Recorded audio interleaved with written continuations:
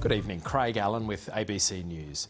Immigration Minister Peter Dutton has accused the Fairfax Media Group and parts of the ABC of trying to bring down the government.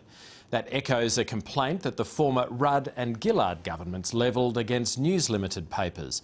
But as Chris Uhlmann reports, the murmurings inside the Abbott government are mostly due to disquiet over a long line of missteps. Perhaps it's the fog of war that means politicians can't see themselves as others do. The contrast between this government and the Labor Party couldn't be clearer. But as the Prime Minister ducks questions about cabinet leaks, people in this building love insider gossip. It's the similarities between Tony Abbott's government and the last two that are eerie. How do you get to a point where the government's woes are daily fare? Well, you could begin with ironclad pre-election pledges.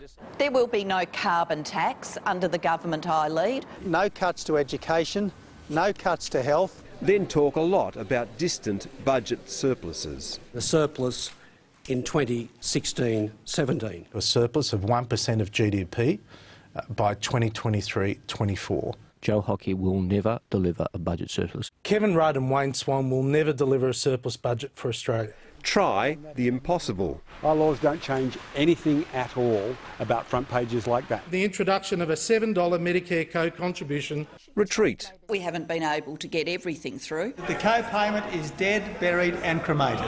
Announce breathtakingly bad policy.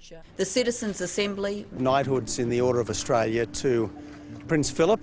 Do a really bad sales job. We are us. People do have a right to be bigots, you know. Call on ministers to behave. But unless we're playing as a team, we're not going to get the message across. If people want to play mischief, then you know what happens.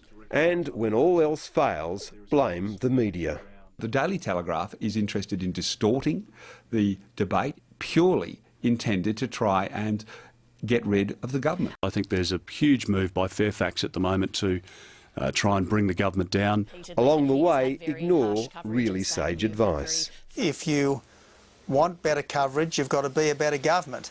I think media outlets have every right to criticise a bad government, and this one's been a shocker. We know how the Rudd-Gillard story ended, but this government still has time to choose its future, and that could start with a stocktake of who's actually responsible for its troubles. Chris Uhlmann, ABC News, Canberra.